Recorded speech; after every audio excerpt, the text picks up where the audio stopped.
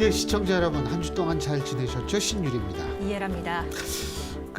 크리스마스 모두도 잘 보내셨는지 모르겠는데, 이 크리스마스 하면은 우리가 흔히들 생각하는 게 이 사랑과 평화라는 단어입니다.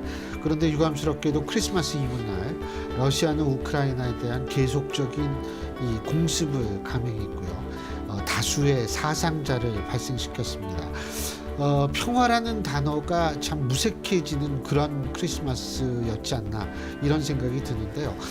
우리나라 국회는 이걸 다행스럽다고 그래야 될지 뭐라고 표현해야 될지 모르지만 어쨌든 새해 예산안을 합의해서 크리스마스 직전에 통과시켰습니다. 그죠? 여러분들이 굉장히 걱정을 많이 하셨을 것 같은데 그렇습니다. 준 예산이라도 편성하게 되면 이거 얘기가 복잡해지거든요.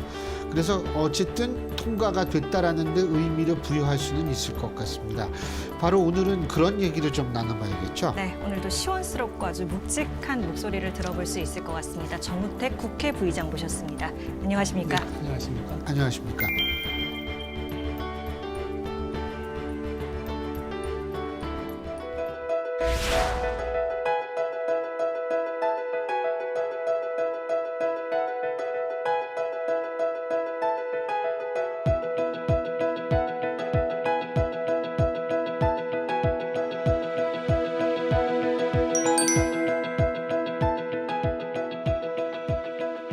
이렇게 쭉 하시면서 여러 가지 말씀도 하셨어요. 든든한 부의장이 되겠다 이런 말씀도 하시고 그랬는데 이번에 어떻게 이 내년 예산안 합의제가 좀 아까 말씀을 드렸었는데 거기에 어떻게 나름대로 그냥 만족할 만한 결과다라고 평가하십니까? 저는 통과가 된 상태에서 이런 말씀을 드리는 건 송구스럽습니다만은 저는 좀 만족스럽지가 못합니다. 예.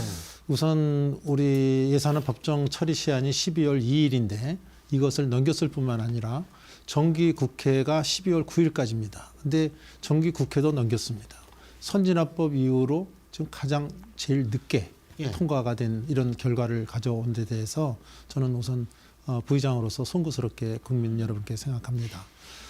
여기서 제가 만족스럽지 못했다는 것은 윤석열 정부로 정권 교체가 됐기 때문에 이제는 윤석열 정부가 추진하려고 했던 그동안의 공약이라든지 또 새로운 것을 기대하는 국민의 염원에 맞게 좋게 말하면 윤석열 정부의 국정 철학이 예산에 녹여 있는 거 아니겠습니까? 근데 이것이 지금 제대로 예산안이 편성되지 못한 데에 대한 좀 아쉬움이 있다는 것을 말씀을 드리고 아쉬운 걸로 제가 한 두 가지 말씀을 드린다면 저도 이미 법인세에 대해서 인하 법안을 제출해 놓고 있습니다만은 저도 3%포인트 인하를 주장을 하고 있고 또 현재 4단계의 과세 표준 기준을 3단계로 단순화시키는 것을 제가 법안으로 내놓고 있습니다. 예. 네. 근데 요번에 3%포인트 인하가 아니라 1%포인트 인하로 내려졌습니다. 과연 1% 인하를 갖고 우리가 내년에 어떤 새로운 경제의 어려움을 극복해 나가는데 도움이 될 것이냐.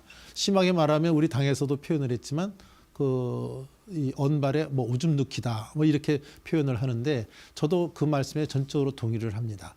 지금 홍콩 같은 데는 16.5%, 대만도 20%, 지금 OECD 평균이 21.3%입니다. 근데 우리는 25%를 유지하고 있었는데 1% 내려서 24%로 세율을 매긴다는 것이 과연 제대로 된 작동이 될 것이냐. 여기에 제가 조금 불만족스럽다는 말씀을 하나 드리고요. 한 가지만 좀 더 말씀드리면 지금 첨단 기술 분야에 대해서는 세계 각국이 굉장한 세액 공제를 해줍니다. 그러면 예를 들면 우리나라 같은 경우에는 반도체 산업 같은 것이 가장 우리나라 산업을 지금 선도하고 있는 그런 어떤 산업이거든요. 근데 이것을 미국도 지금 25% 세율을 적용을 하려고 하고 있는데 우리나라는 지금 8%로 이번에 통과가 됐습니다. 그러니까 세율 공제 혜택이 8%밖에 못 받기 때문에 세계 시장에서의 경쟁에서 우리나라가 지금 반도체 산업이 굉장히 위기에 몰릴 수 있다. 이런 말씀을 좀 드리고 싶습니다. 지금 정부 안에도 당초에 20% 세율 인하로 정부안이 왔는데 이것이 어떻게 이번에 8%로 통과가 됐는지, 물론 저도 그 법안이 왔을 때 찬성의 버튼을 눌렀습니다. 그것은 요번에 이렇게 늦었기 때문에 예산 보수 법안이 통과돼야 예산안이 통과될 수가 있기 때문에 예. 저도 찬성을 했지만 개인적으로는 요번에 그 소위 그 조세 특례 제한법이라는 법인데 이 법안의 개정은 저는 잘못된 것이다. 개인적으로는 그렇게 생각합니다. 근데 그럼에도 불구하고 이거를 이렇게 합의를 한 거는 그렇다면 합의 과정에서 결국은 민주당한테 좀 밀린 것이다 이렇게 평가를 할 수 있나요? 제가 그것을 구체적으로 내용을 알지 못합니다. 이번에 예. 의원들이 이 내용이 이 진행되는 과정을 스텝 바이 스텝 보고를 받지를 못했습니다. 예. 그냥 갑자기 좀 진행이 잘 안 되고 있다가 본회의 소집한다 그랬고 의원총회에서 설명드리는 게 사실 전부입니다. 그래서 제가 그거 구체적 내용은 못 듣고 있지만 예. 요번에 그것을 그 여야 간에 하여튼 합의로 해서 올라왔다고는 하지만 예. 저는 어떤 과정을 거쳐서 이게 합의가 맞았는지 예. 이것에 대한 구체적 내용은 제가 좀 모르고 있지만 제 스스로는 이것은 세계 경쟁력에서 우리 반도체 산업이 뒤처지는 그런 법안을 통과시켰다. 예. 개인적으로는 그렇게 생각합니다. 그러게요. 여러 아쉬운 부분이 있다고 말씀을 해주셨는데 대통령실도 아무래도 이번 이 예산안 내용에 대해서 좀 불만족스러운 것 같아요. 어떻게 보십니까? 그건 뭐 당연하다고 봅니다. 네. 대통령께서나 또 대통령실에서 봤을 때 본인이 스스로 공약을 한 사업이라든지 앞으로 본인의 국정 철학을 그 예산안에 분명히 녹여서 지금 이게 왔는데 네. 지금 사실은 야당이 오히려 자기네들이 국정에 그 지금 정권 교체가 되지 않은 상태의 국정의 책임자인 양 이 예산안을 난도질했거든요. 그러니까 이것에 대해서 아마 대통령실도 분명히 좋은 감정을 갖고 있지는 못할 거다. 그렇지만 이것을 하루빨리 통과시켜야 또 내년에 그 민생 문제를 다룰 수 있는 재정과 예산의 집행이 되기 때문에 대통령실도 그걸 받아들인 게 아닌가 이렇게 생각합니다. 일부 보도에 따르면은요. 그 김진표 의장이 윤석열 대통령한테 좀 사정 설명을 잘 해서 뭐 대통령도 이 어느 정도 그 사전에 인지를 했다라는 보도도 제가 본 기억이 있거든요. 네. 근데 그렇게 된 거라면은 사실 대통령실이 나중에 불만을 표시하는 거 이거는 좀 어긋난 거 아닌가요? 글쎄요. 저는 이렇게 생각합니다. 아까 법인세 하나만 보더라도 물론 김진표 의장의 중재안으로 법인세 1%포인트 인하를 갖고 온 건 사실입니다. 둘이 팽팽하게 3%포인트 인하 그것도 절대 안 된다 하던 양측의 의견이 예. 1%라도 인하된 것은 다행스러운 일이죠. 그렇지만 그 의장과의 대통령과의 말씀도 중요하지만 일반적인 그 우리 국회의원들이 인식하는 그것도 굉장히 중요하다. 그러니까 의장이 중재안 내놓은 것도 존중이 되지만 저는 제 개인적 생각은 이미 제가 어디에서 발표를 한 바가 있습니다마는 적어도 3%포인트 인하인데 상대가 있으니까 그러면 2% 인하라고 하면 그래도 받아들여질 수 있지 않나. 저는 그렇게 생각합니다만은 1%포인트 인하는 정말로 그건 언발의 오줌 눕기였다. 어쨌든 이번에 합의를 할 때 이제 김진표 의장의 역할이 많이 거론이 되는데 국회 부의장으로서 김진표 의장을 평가하신다면 어떤 평가를 내리시겠어요? 저는 김진표 의장님하고 부처는 달랐지만 저는 경제기획원이고 그분은 재무부에서 잔뼈가 네. 굵으시고 특히 세제에 밝으신 분입니다. 예. 그래서 이번에 법인세 인하도 민주당을 그래도 설득해 주신 분으로 저는 그렇게 이해가 됩니다. 다시 말하면 쉽게 말하면 김진표 의장과 저는 공직 생활을 오래 해왔기 때문에 그런 DNA가 좀 통하는 분이다. 그래도 민주당 내에서 통하는 분이 그분은 이제 민주당을 탈당은 했지만 예. 소위 그 DNA 구조는 저랑 굉장히 비슷한 점이 많기 때문에 대화가 잘 통하시는 분이고 또 합리성을 가지신 분이기 때문에 저는 국회를 원만하게 잘 이끄실 거다 이렇게 생각을 하고 있습니다. 예. 이번 전대 룰 개정 얘기를 좀 해볼까요? 전반적으로 어떻게 보십니까? 지금 결정이 된 상황에서도 아무래도 여론도 갈리고 있는 것 같고요. 네, 그렇습니다. 근데 글쎄 저 개인 의견을 물어보시는 거라 저는 찬성을 했습니다. 왜 그러냐면 당초 이 문제는 그 당대표는 당원이 뽑아야 되는 게 아닌가 이런 얘기들이 예전부터 많이 있었습니다. 근데 이 제도를 사실 도입한 것은 민주당에서 도입을 했습니다. 근데 우리가 뒤따라서 그걸 했는데 민주당도 지금은 제가 알기로는 9대1 비율인 거로 알고 9대 있습니다. 1에서요. 직전에 7.5대 2.5로 바뀌었습니다. 또 바뀌었습니까? 예, 예. 근데 이제 거기도 직전에 바꿨어요. 직전에 바꿨는데 하여튼 저희로서는 지금 이번에 이 룰은 우리 당원들이 이제 예전에 20만 정도 책임 당원이 20만 정도의 수준으로 이렇게 평가가 됐습니다만 지금은 80만이 넘어서 지금 100만에 육박을 하고 있습니다. 그래서 100만의 당원이 선택하는 것이 결국 민심과 같이 가는 게 아니냐 이런 생각들을 많이 갖고 있고요. 또 아까 말씀드린 대로 제일 중요한 거는 우리 당대표를 뽑는 건데 이건 국민이 뽑는 어떤 선출직이 아니고 예컨대 대통령 선거라든지 이런 것이 아니고 당원이 뽑는 당대표이기 때문에 이건 당원이 뽑는 것이 정당하다. 또 외국의 선례도 저희들이 알기로는 당원이 뽑는 것으로 이렇게 돼 있는 것으로 알고 있어서 이번에는 룰을 바꿔서 우리 당원들이 또 조금 더 당원들의 책임감 있는 어떤 인식을 갖게 하고 또 한편으로는 또 민주당 쪽에서 보는 어떤 역선택 문제 이런 여러 가지 문제도 지금 이번에 보완이 됐습니다마는 하여튼 이번에는 당원이 뽑는 것이 낫겠다. 우리 당대표는 이런 의견이 우리 그 전국 의원들한테 소위 공유가 됐다. 올렸는데 거기서 뭐 91% 찬성으로 가결이 된 것으로 이렇게 알고 있습니다. 근데 그 전당대회라고 우리가 얘기했을 땐 컨벤션 효과라고 얘기를 많이 하잖아요. 그러니까 흥행도 굉장히 중요한 요소인데 여론조사가 들어있을 때와 들어있지 않을 때 흥행의 차이가 있지는 않을까요?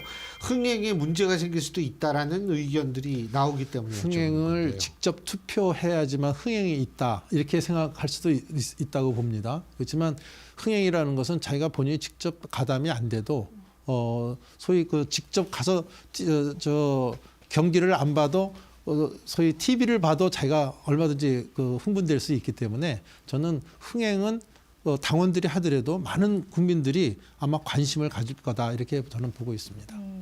물론 결과를 봐야겠습니다만 특정인 배제를 위한 개정이다 이런 이야기 계속 나오잖아요. 이건 어떻게 보세요? 글쎄요, 그거는 좀 한마디로 그건 셀프 디스라고 생각합니다. 반발도 많이 하시잖아요 지금. 네, 뭐 우리 정당이라는 게 다양한 의견을 수렴하는 곳이니까 뭐 100% 찬성한다 이런 거는 공산주의 국가죠. 그렇지만 다만 당원들이 선택했을 때는 내가 배제된다. 그 정도의 자격 있는 사람이 당대표 나온다는 것 자체도 저는 문제라고 봅니다. 그러니까 우선 당원들한테서 절대적 지지를 얻고 국민들한테서도 지지를 얻으면 그건 저는 금상첨화죠. 그런데 당원들한테는 자기는 비토 대상이고 뭐 여론이 자기가 좋다 해서 내가 당대표 해야 되겠다. 그것도 저는 적절치 않다. 그러니까 한마디로 이거는 소위 거기에 자신이 없는 데 대한 셀프 디스다. 저는 이렇게 봅니다. 지금 이제 자꾸 얘기가 나오는 게 윤심 뭐 이런 얘기들이 많이 나오는데 어떻게 보세요? 그런 현상이 이 비난의 대상일까요? 아니면 우리나라 정치에서 비일비재하게 대통령의 마음이니까요? 어떻게 보십니까? 저는 근본적인 문제는 우리 지금 제도적 모순이 있습니다. 예. 저는 대통령이 우리 당의 당 대표가 돼야 됩니다. 지금 1호 당원이죠, 그냥. 그럼 1호 당원이 1호든 2호든 하여튼 당원에 불과하거든요. 근데 대통령이 우리 이 여당의 당 대표가 됨으로써 모든 책임을 짓고 당 대표 중심으로 이렇게 움직여지는 이건데 지금 대통령은 대통령대로 해야 되고 그렇죠. 당의 여당 대표가 마음대로 대통령을 갖다 공격을 하고 이런 입장에 있어서는 이게 제대로 이 나라가 저는 굴러가지 못한다고 봅니다. 이것이 제가 좀 구식 생각인지 모르지만 이런 제도에 대해서 허점에 대해서 이거를 제대로 잡아야 된다 하는 그 근본적인 것도 많이 있습니다. 따라서 이번에 대통령의 이런 어떤 공천권 행사를 하는 데 대해서 박근혜 대통령이 처벌받지 않았습니까? 예. 그러니까 대통령은 아무런 관여를 하지 말라는 거 아닙니까? 그렇게 된다고 한다면 결국 당은 대통령과 이 당은 여당과는 또 이게 같이 가야 되는데 이게 떨어져 갈 수밖에 없는 이런 입장을 제도적으로 지금 만들어 놨다는 것이죠. 그래서 이것도 한번 진지하게 정치학자들이라든지 또 우리 국민의 의견을 수렴해 볼 수 봐야 된다는 이런 문제고요. 이번에 이 전당대회에서의 윤심의 문제는 아마 나중에는 드러날지 모르겠지만 지금 먼저 만약 윤심이 개입된다 그런다면 상당한 저는 반발을 가져올 거다 이렇게 보고 있습니다. 지금은 주자들이 우리 당원들을 향해서 투표를 하게 돼 있기 때문에 당원들을 향해서 득표 활동하는 데 총력을 기울여야지 윤심이 작용하는 데 기댄다든지 또 윤심이 직접 작동이 한다든지 이것에 대해서는 오히려 역풍이 있을 수 있다 이렇게 생각합니다. 지금 권영세 장관이나 원희룡 장관 차출설 얘기도 나오더라고요. 이거는 어떻게 보십니까? 글쎄요, 그 두 분은 지금 장관직으로서 열심히 그 수행을 잘 하고 있는 두 분인데, 물론 당원이 부르면 뭐 누구든지 출마를 해야 되고 또 출마는 자기 자유 의사입니다. 그렇지만 지금 현재로서 저는 두 분이 잘 그것을 하고 있기 때문에 장관직을 수행하고 있기 때문에 지금은 그것을 그 주위에서 먼저 거론하는 것은 저는 옳지 않다 이렇게 저는 생각하고 있습니다. 그 지금 부의장님께서 그 지금 제도적 문제점도 지적해 주셔가지고 갑자기 떠오르는 게 있는데 이 개헌 말이에요. 네. 지금 김진표 의장께서도 개헌을 얘기를 하고 개헌이 어떻게 생각하세요, 부의장께서는? 이거는 우리가 꼭 해결해야 될 문제라고 봅니다. 예. 그 시점의 문제지. 지금 우리가 이번이 21대 국회인데 20대 국회까지 벌써 많은 정치 지도자나 또 자선 의원들 간에 많은 그 의견 수렴이 된 사항이 있습니다. 그중에 하나가 분권형 대통령제를 해야 된다.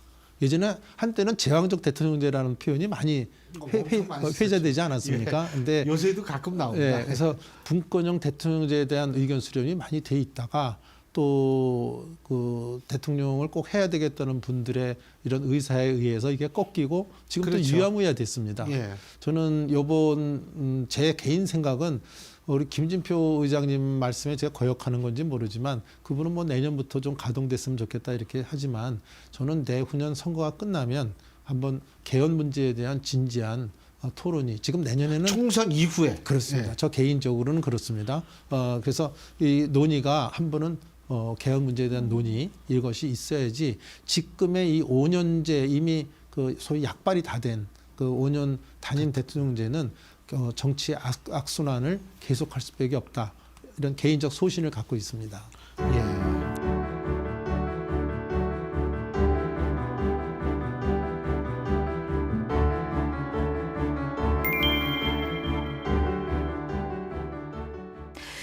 지금 주말에 또 민주당이 이재명 대표 관련한 이제 수사하는 검사들 실명과 또 사진을 공개하고 공유한 것으로 압니다.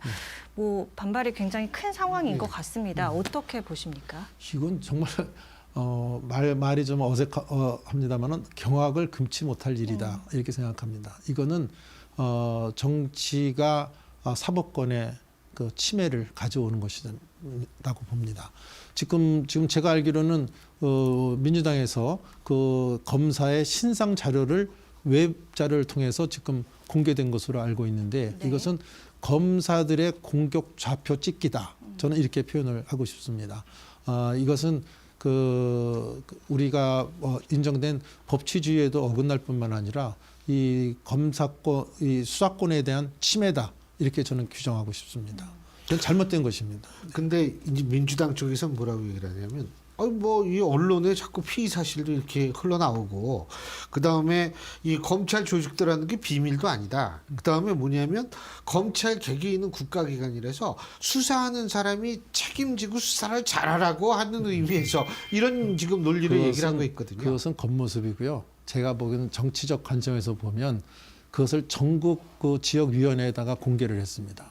그것은 이러이러한 사람들이 지금 검사가 수사를 하고 있으니까 각 지역에서 아마 좀 있으면 저와 보기에는 다른 패턴의 그 검사들에 대한 공격이 들어갈 것으로 저는 전망을 합니다. 그러니까 검사가 수사권을 제대로 집행할 수 없는 민주당에서는 그러겠죠. 검사가 검사의 권위 갖고 당연히 할 텐데 뭐 그런 압력받고 검사가 위축되겠느냐 이렇게 하지만 사람이라는 게 그렇지 않습니다. 그래서 판사도 법과 양심에 따라서 판결을 하게 우리 이 법률에 나와 있습니다. 헌법에도 나와 있고요. 그렇지만 실제로 지난번에 헌재 재판 박근혜 대통령 때 헌재 재판관들에 대한 그 압력은 굉장한 압력을 받았다는 게 제가 그때 재판관으로부터 직접 들은 얘기입니다. 그래서 이러한 그런 작동들이 그냥 놔두면 되는데 그걸 무태놓고 공개할 이유가 뭡니까? 그 공개해서 얻는 실익이 있을 거 아닙니까? 실익이 있기 때문에 그것을 민주당에서 했을 텐데 그 실익이 과연 무엇이냐? 그렇게 떳떳하게 그 사람들이 할 수도 있는데 신상하는 게 뭐가 문제냐 이렇게 할 거면 공개할 이유가 없죠. 그 사람이 정치적으로 그 의도한 거는 아마 다른 의도가 있지 않나 저는 이런 의구심을 갖습니다. 국회 내 가까이에서 요새 이재명 대표 보시면 어떠세요? 어떤 생각 드세요? 그래서 저는 가까이 보고 싶지가 않아서 잘 안 보는데 잘 마주칠 경우가 없습니다. 근데 제가 생각하기에는 그분은 지금 여러 가지 의혹과 혐의를 받고 있기 때문에 저는 굉장한 그 사법적 판단을 피하기가 어렵지 않나 저는 개인적으로 이렇게 전망을 합니다.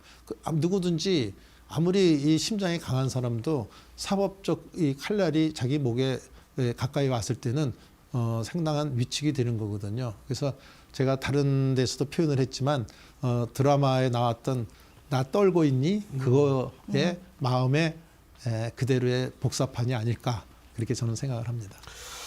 그 요새 또 하나 그 민주당 쪽에서 이제 민주당 관련해서 많이 입에 오르내리는 분이 신현영 의원인데요. 지금 이 여당 같은 경우에 신 의원에 대한 국정조사가 필요하다라는 입장으로 보도가 되고 있습니다. 필요하다고 보십니까? 저는 필요하다고 보는 입장입니다. 이번에 국정조사를 하는 이유는 이번에 어떻게 해서 이런 사건이 일어나게 됐고 또 많은 희생자가 어떻게 해서 났고 그러면 그거에 대한 대책이 뭐냐 이것을 밝히기 위한 국정조사입니다.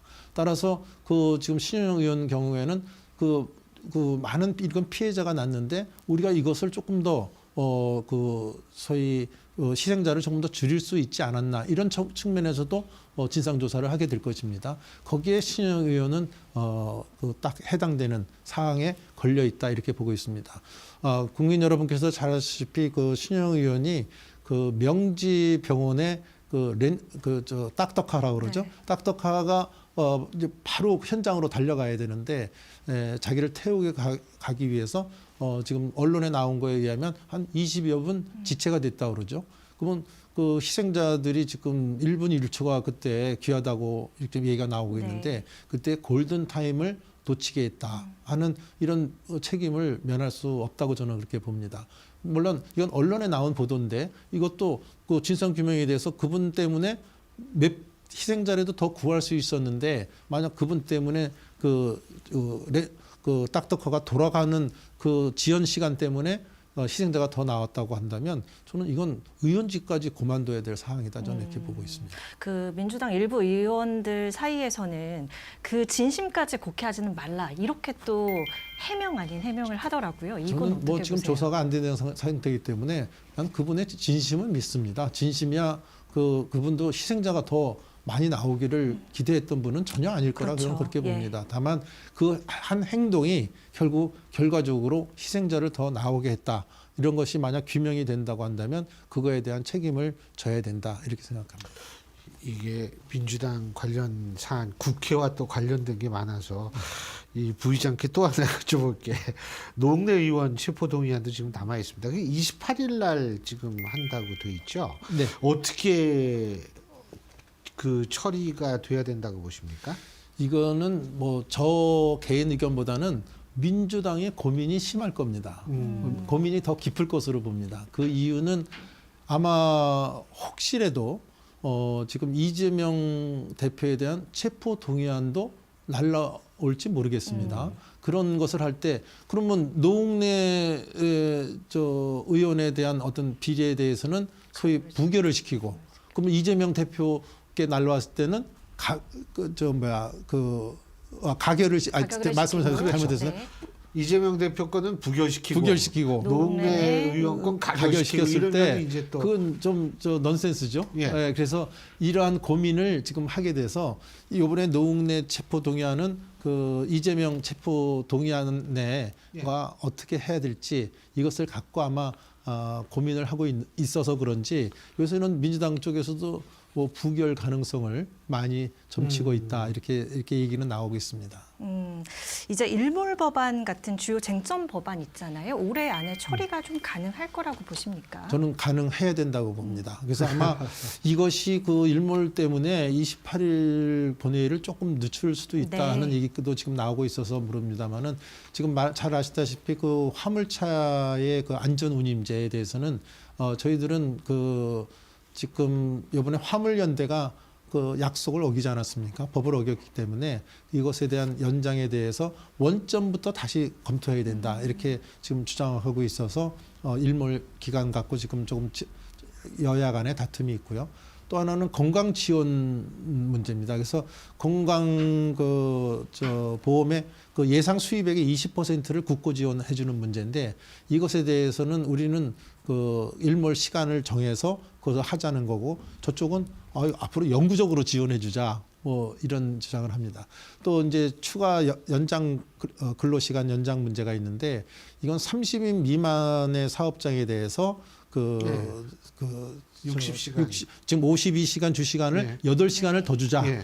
이런 이것에 대해서 우리하고 지금 또 여야 간에 의견이 갈려서 좀 차이가 있고 다만 합의를 보는 것은 이번에 한전하고 아마 가스공사인가요? 이 두 개 기관의 두 개 기관의 이 채권 한도의 그 문제는 그건 이의가 없는 것으로 알고 있습니다. 그래서 크게 아까 말씀드린 세 가지에 대해서 지금 일몰 규정에 대해서 지금 여야 간에 상당히 의견이 갈려 있는데 빨리 합의가 봐져서 올해 내에 이거 통과돼야 된다 이렇게 봅니다. 근데 통과돼야 되는데 일각에서는 이런 의견을 제기하더라고요. 아까 부의장께서도 말씀을 해주셨습니다만 사실 민주당이 지금 고민이 많고 부담이 되는 부분들이 이제 체포동의안 처리 이런 것들이 있기 때문에 그런 그 민주당의 입장과 이런 일몰법이라든지 주요 쟁점 법안의 처리에 임할 때 그런 부담감이 일정 부분 작용할 수도 있다라고 동의하십니까? 저는 그 말에 동의합니다. 예. 네. 그래서 지금 요번에 임시국회 시한이 1월 9일까지입니다. 예. 그래서 1월 9일까지 사실은 1월 9일까지 이렇게 된 것은 제가 김진표 의장하고 얘기했을 때는 본인이 그 의장이 되고 법안 처리한 게 100건이 안 된답니다. 그래서 법안 처리가 전혀 안 되고 있어요. 예를 들면 이 윤석열 정부가 집권하고 한 6개월 동안 77개 안건을 정부에서 내놨는데 예. 한 건도 처리가 안 됐습니다. 예. 저희가 지금 제가 행안위에 있는데 행안위에 지금 1,600건이 밀려 있습니다. 네. 그런데 지금 이것에 대해서 글쎄 민주당이 어느 정도 그거를 처리하려는 의사가 있는지 제가 보기엔 좀 답답한 심정을 갖고 있습니다. 그래서 이번 그 임시국회는 소위 법안 처리를 하기 위해서 한 달을 좀 하겠다. 의장은 그렇게 얘기를 하셨는데 지금 법안 처리도 그래서 완전히 거북이 걸음을 하고 있어서 정말 국민들한테 송구스럽다 이렇게 생각합니다. 2023년 이제 좀 있으면 해가 바뀌지 않습니까? 근데 2023년에 국회가 이렇게 돼야 된다라는 걸 여쭤보고 싶지 않고 죄송합니다만 어떻게 될 것이라고 생각하십니까? 그러니까 지금과 같은 갈등이 더 수위가 올라간다든지 어떻게 판단하십니까? 저는 갈등의 수위가 더 올라갈 것으로 예상이 돼서 총선 때문에 그렇습니다. 네, 그래서 그것을 걱정을 하고 있습니다. 이제 내후년이 되겠습니다만은 이제 곧 내년이 되겠죠. 그 총선이 요번에 그 윤석열 정부의 성공에 판가름도 날 뿐만 아니라 야당의 입장에서는 지금 목숨을 건 투쟁을 할 것으로 보이기 때문에 내년에는 총선을 앞두고 그 갈등의 어떤 농도는 더 짙어지지 않을까 이렇게 저는 전망을 하고 있습니다. 어쨌든 갈등은 올라가더라도 그 속에서 희망을 찾을 수 있는 기회가 좀 있었으면 좋겠다는 생각은 분명히 갖고 또 희망 만들기에 가장 중요한 축이 되십사고 좀 부탁드리고 싶습니다. 그렇게 하도록 하겠습니다. 오늘 이렇게 귀중한 시간 내주셔서 고맙습니다. 고맙습니다. 고맙습니다. 감사합니다. 얼마 전에 크리스마스 지났죠. 네.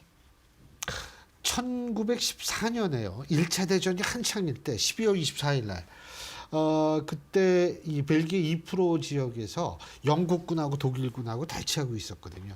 근데 독일군 진영에서 이 슈텔레나cht, 하일레나cht 그러니까 고요한 밤, 거룩한 밤 그 캐롤을 네. 병사 하나가 부르기 시작해서 독일군들이 부릅니다.